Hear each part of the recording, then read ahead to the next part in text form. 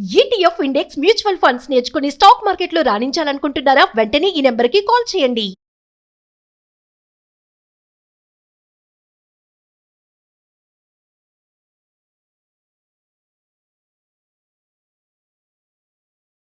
నమస్తే, welcome back to Suman T. Present మనతో పాటు ఉన్నారు stock market analyst Sundaram Reddy గారు.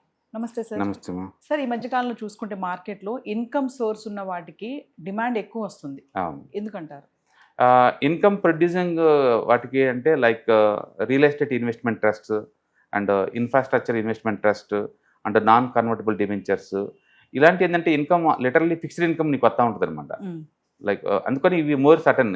Equity market too much volatility grow అవుతుంది కదా, అందుకని ఇన్కమ్ గ్యారంటీ ఉన్న అంటే ఈల్డ్ వచ్చే వాటికి డిమాండ్ క్రియేట్ అవుతుంది అనమాట ఈ మధ్యకాలంలో. అండ్ ఇండియాలో ఒకప్పుడు రీట్స్ ఉంది 10 ఏళ్ల క్రితం కూడా, బట్ ఎవరు అంత సీరియస్గా తీసుకోలేదు. ఈ మధ్యకాలంలో ఎప్పుడైతే లాస్ట్ 3 years నుంచి ఈక్విటీ మార్కెట్ వాలటిలిటీ గ్రో అవుతుందో ఎక్కువ రిటర్న్స్ ఈక్విటీ నుంచి రావట్లేదు.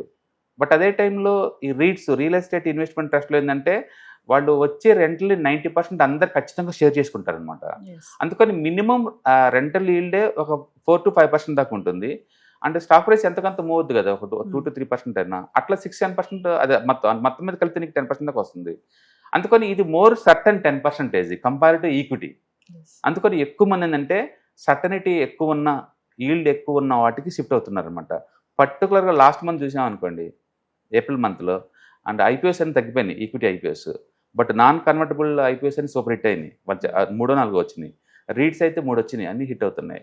అండ్ అవి కూడా ఓవర్ సబ్స్క్రైబ్ అవుతుంది అంటే ఎక్కువ మంది అప్లై చేస్తున్నారు, ఎందుకంటే 10% దాకా గిట్టుబాటు అవుతుంది. అదే టైంలో డెట్ లాగా సర్టనిటీ ఉంది.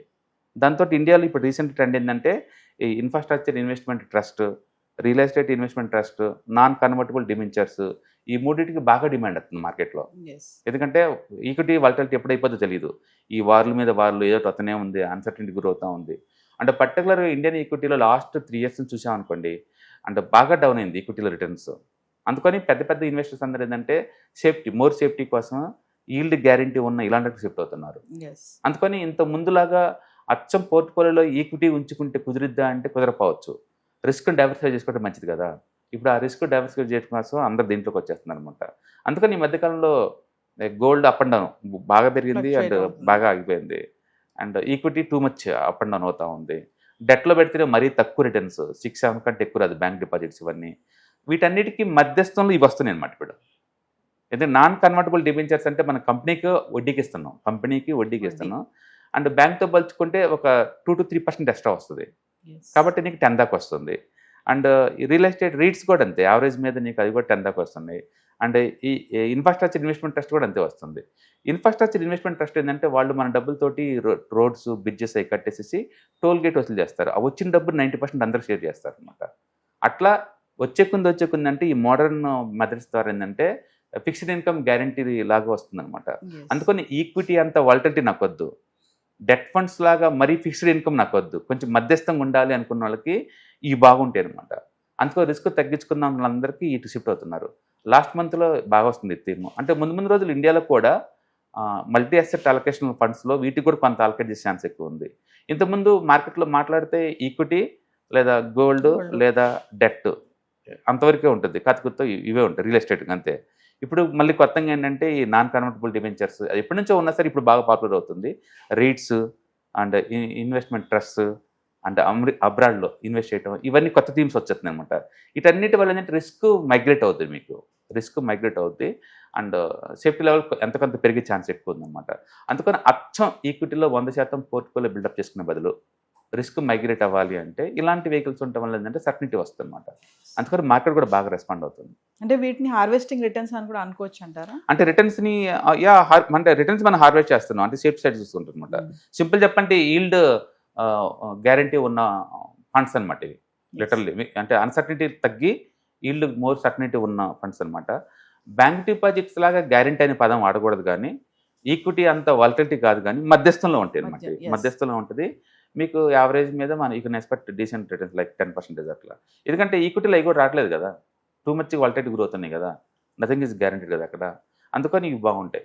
అంటే పర్టికులర్ రిటైర్మెంట్ దగ్గరలో ఉన్న వాళ్ళు అచ్చం డెట్ కానీ లేకపోతే ఇలాంటివి కానీ బాగుంటాయి. అంటే మరీ ఈక్విటీలో మనం సర్టనిటీ భరించలేం కాబట్టి.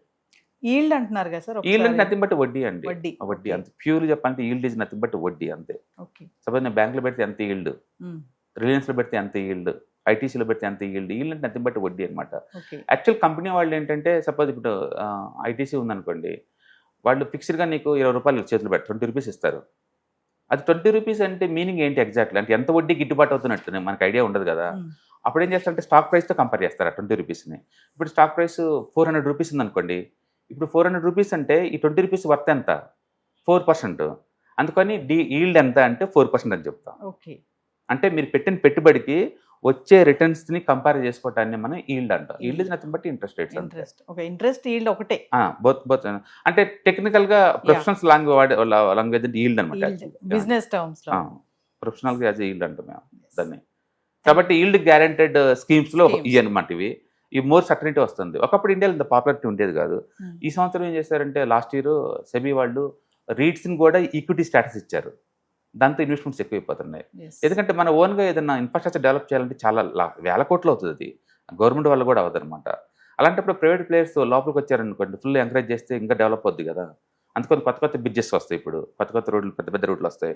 అండ్ మీరు రహేజ్ ఐటీ పార్క్ చూసారు ఎంత పెద్దగా ఉంటుందో, అవి నథింగ్ బట్ రీట్స్. అవి అంటే మన ఇన్వెస్టర్స్ మనీతో డెవలప్ చేసినవి అవన్నీ. కాబట్టి అలాంటి వాటికి ఎక్కువ డిమాండ్ వస్తుంది అనమాట. కాబట్టి గవర్నమెంట్కి అది ఈజీ. అందుకని ముందు ముందు రోజుల్లో shopping malls, convention centres, hospitals, ఇలాంటి పెద్ద పెద్ద సిటీస్ లాంటివి వస్తాయి అన్నమాట. వీటి వల్ల వచ్చేసి వాళ్ళు కమర్షియల్ రెంట్కి ఇచ్చేసి ఆ వచ్చిన రెంట్ని అందరూ పంచుతూ ఉంటారు. కాబట్టి ఈ థీమ్ బాగుంటుంది అనమాట. ఈ మధ్య మార్కెట్లో బాగా రెస్పెక్ట్ వస్తుంది. వీటికి కూడా ఓవర్గా అప్లై చేస్తున్నారు. ఇంతకుముందు ఎవరు పట్టించుకునే వాళ్ళు కాదు. లాస్ట్ మంత్ ఒకటి వచ్చింది, అది ఇన్వెస్ట్మెంట్ ట్రస్ట్ అనమాట, 60,000 కోట్లకి. అది 5 times ఓవర్గా అప్లై చేశారు. డిమాండ్ అంటే వస్తుంది వాటికి. అంటే రిటర్న్స్ బాగున్నాయి కాబట్టి, ఫిక్స్డ్ రిటర్న్స్ ఉన్నాయి కాబట్టి. రిటర్న్స్ గ్యారెంటీ కాదు. ఈక్విటీతో పోల్చుకుంటే ఫిక్స్డ్ రిటర్న్స్. ఈక్విటీలో లాస్ట్ 3 years నుంచి రేదం పోయింది. మరి రేదం మిస్ అవుతుంది కొన్ని సెక్టార్స్లో. పర్టికులర్ ఐటీ ఉందనుకోండి, 5 సంవత్సరాలు 0 రిటర్న్స్ కదా. ఇప్పుడు ఐటీలో ఉన్న మనీ కొంత షిఫ్ట్ అవ్వచ్చు. అట్లీస్ట్ ది కెన్ మేక్ 10% కదా. అట్లా. Thank you. Hello friends, financial freedom మీద వెబినార్ జరగబోతుంది. ఇది డైలీ 3 hours ఉంటుంది, 3 days ప్రోగ్రామ్. దీంట్లో మీకు ఫైనాన్షియల్ ఫ్రీడమ్ ఎలా సాధించవచ్చు via with ETFs, index funds, mutual funds ద్వారా డీటెయిల్ గా ప్రాక్టికల్ వేలో మీకు ఎక్స్ప్లెయిన్ చేయబడుతుంది. అండ్ దీంట్లో ఎనీ డౌట్స్ ఉన్నా సరే ఇమీడియట్ గా వెబినార్ లోనే ఎక్స్ప్లెనేషన్ చెప్తారు. అండ్ అలాగే మ్యూచువల్ ఫండ్స్ ఎగ్జామ్స్ ఎవరైనా రాద్దాం అనుకున్నా సరే, మ్యూచువల్ ఫండ్ డిస్ట్రిబ్యూటర్ గా మీరు సెటిల్ అవ్వాలన్నా సరే ఎలా చేయొచ్చు, వాటికి సంబంధించిన డీటెయిల్ ఎడ్యుకేషనల్ వివరాలు మొత్తం కూడా ఈ ప్రోగ్రామ్ లో డీటెయిల్ గా చెప్పబడుతుంది. కాబట్టి ఎవరైనా సరే ఈ వాలటిలిటీ ఉన్న ఈ స్టాక్ మార్కెట్ లో స్టేబుల్ గా ఉండి అండ్ మంచి returns via with ETFs, index funds, mutual fund ద్వారా ఎలా సంపాదించవచ్చు, ఎందుకు ఇవి ఇంపార్టెంట్, ఫైనాన్స్ ఫ్రీడమ్ కి ఎలా ఉపయోగపడతాయో ఇవన్నీ కూడా డీటెయిల్ గా ఎక్స్ప్లెయిన్ చేయబడుతుంది. కాబట్టి ఎవరైనా ఇంట్రెస్ట్ ఉన్న పార్టిసిపెంట్స్ అందరూ కూడా ఈ అవకాశాన్ని వినియోగించవలసిందిగా కోరుతున్నాను. Thank you.